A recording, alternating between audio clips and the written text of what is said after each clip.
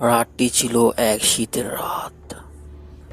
বাইরে ঝিরি ঝিরি বৃষ্টি আর ভিতরে নয়ন একা তার নতুন ভাড়া করা ঘরের টেবিলে বই নিয়ে বসেছিল।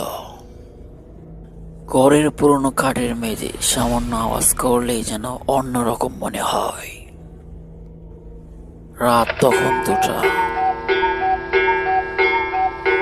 পড়ার সময় হঠাৎ করে নয়ন শুনতে পেল করিডোর ধরে কেউ হেঁটে আসছে।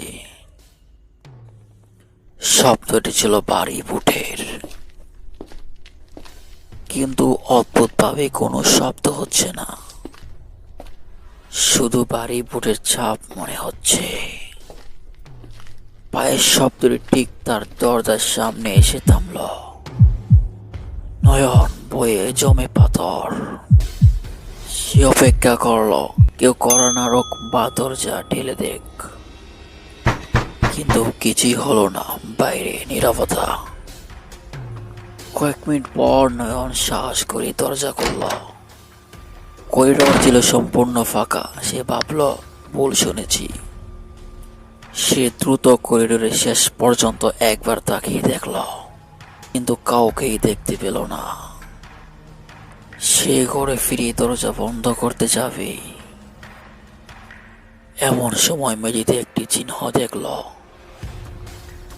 এটি ছিল কাদামাখা এক জোড়া বুটের ছাপ।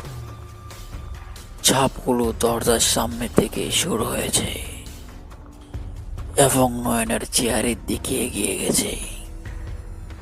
নয়ন নয়ন বয়ে বয়ে দ্রুত ঘরের ভিতরটা দেখল, কিন্তু সেখানে কোনো কাদা বা কোনো লোক নেই।